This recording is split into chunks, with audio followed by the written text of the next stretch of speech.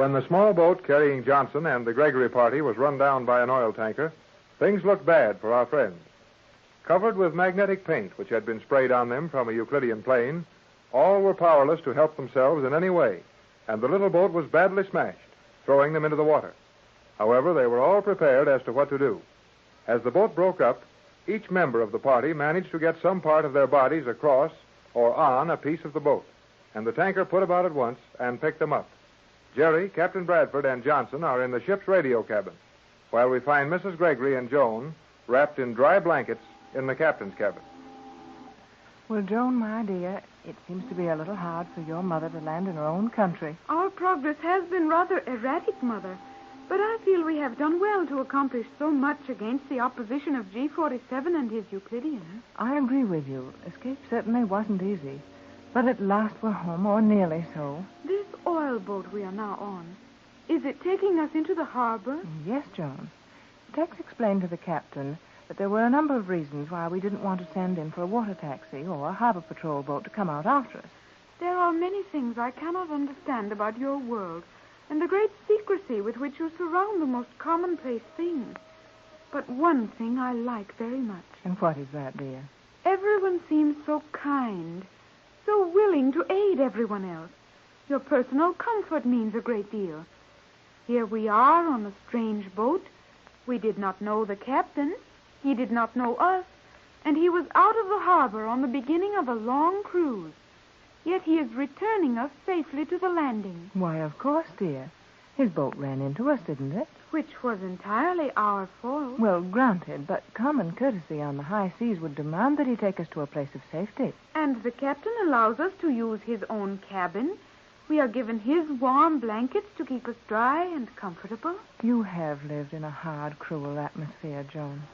I did not know that until you came and told me of another manner of life. You are showing me many nice things, Mother. And you are showing us some nice things, Joan. Just the everyday, commonplace things that we have so many of in our world, and which are really very precious privileges, for which we forget to appreciate. You're teaching me a new respect for the comforts in my world.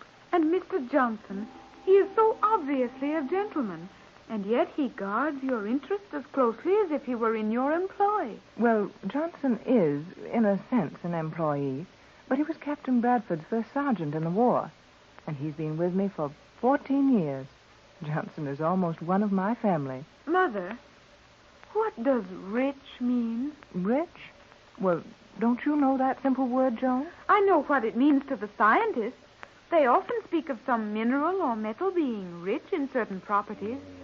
But I think there must be another meaning. Well, what are you trying to figure out, dear? Well, I am not sure. But Jerry once told me that you were a very rich woman. Does that mean you are rich in mineral properties or rich in food value? Well, not exactly, Joan. In our world, we frequently refer to people who have a great deal of money and may enjoy most of the world's pleasures as rich or wealthy people. Then you are rich, are you not, Mother? Why, yes, Joan, I suppose I am, though I've never given it much thought. You see, money doesn't mean a great deal when you've always had it, but it means life itself to those who are not so fortunate. I would not like to make you less rich, Mother, yet I would enjoy seeing something of those large stores Jerry tells me of, and I would like some dresses such as you wear. Jerry tells me your garments are very expensive. Would your riches suffer badly if I were to have some dresses like yours? Oh, well, of course not. You dear, silly little girl. You'll have lots of dresses and anything else you want when we get settled at home. Jerry has a bicycle. He told me about it. May I have a bicycle? Why, of course you may. Anything within reason. What is a bicycle, Mother? Oh, you'll see when the time comes. When does the time come? Joan, you act as if you were about 5 years old or even younger than that.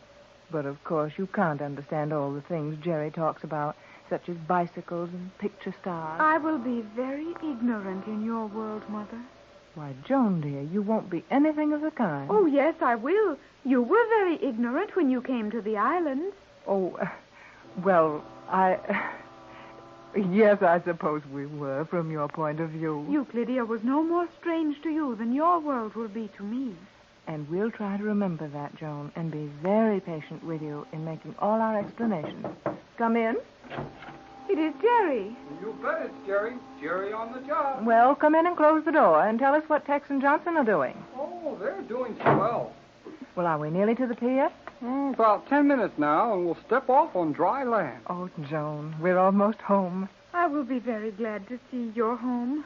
Our home. Boy, I'll sure be glad to see mine, too. And Dad'll be some surprised to see me. He must have been very lonesome without you, Jerry. Oh, he'll get over that fast enough. When I start asking him a million questions why he's trying to work. I should think your father would become very tired of you, Jerry. You what? Why, Joan, that's a strange thing to say to Jerry. It sure is. I mean that if Jerry speaks as much and says as little as he does when talking to me, it would not be deeply interesting to his father. Well, I like that. Oh, now, Jerry, remember that Joan hasn't learned what our family relationships mean to us, and she can't possibly realize that your father would be interested in every word you said, whether it was about this trip or one of your hobbies or anything else. I do not know many of your customs, Mother. Oh, you'll learn very fast, Joan. Now, suppose we put aside our exchange of educations for a few moments and talk about our present situation. Jerry, just what is the captain doing? Captain Bradford, I mean. Oh, he and Johnson are with the skipper of this oil tanker.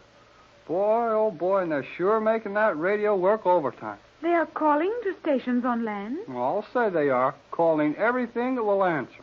But isn't that dangerous, Jerry? Dangerous? In what way, Joan, dear? To the captain's plans.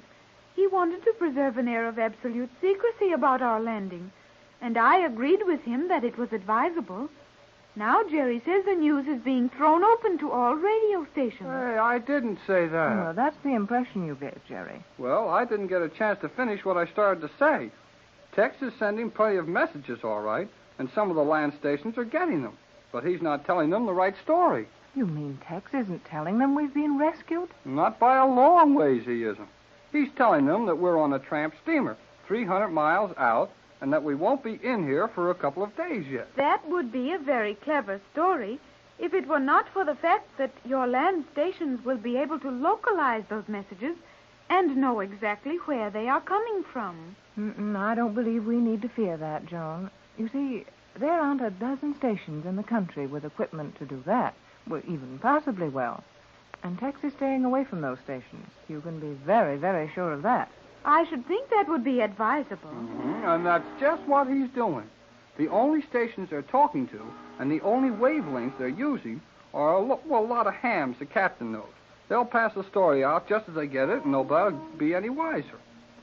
And if that story is generally circulated, we should have a good many hours of privacy before any of the Euclidean agents discover that we're in town. Say, that's an idea. And those hams will be excited over the story enough that they won't be worrying about where it came from. What is a ham, Jerry? Huh? A ham? Yes, what do you mean by a ham? Oh, a ham is an amateur radio operator. A fellow who has a radio station of his own and works it just because he likes to. That is interesting. Are there many hams? Oh, thousands of them. Oh, yes. Jerry is a ham, aren't you? You bet I am. You see, my dad and I have got one of the best sets in Southern California. Come in.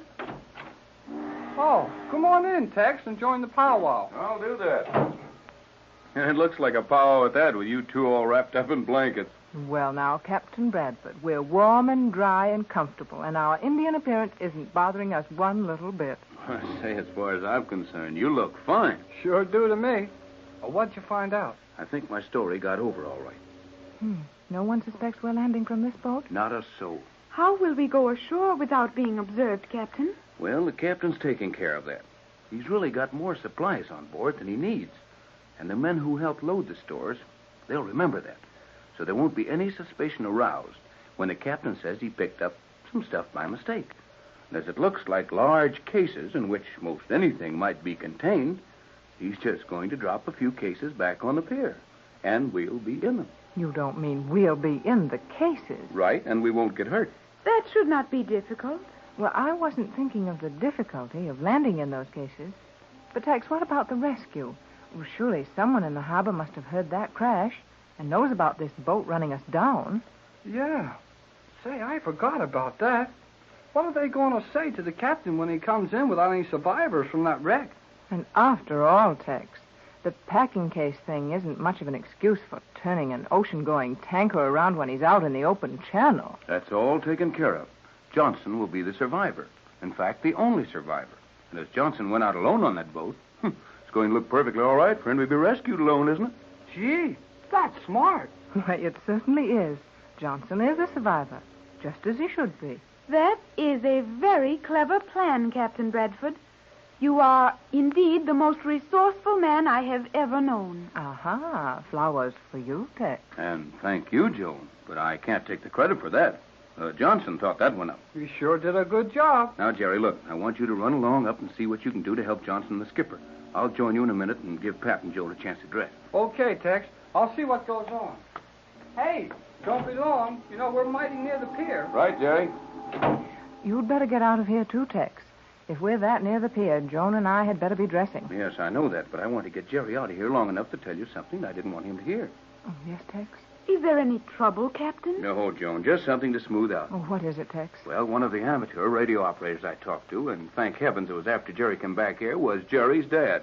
Jerry's father? Oh, how wonderful, Tex. Then he knows Jerry's safe. Yes, on the contrary, he thinks Jerry's on the high seas, still in danger. Oh, of course, your message.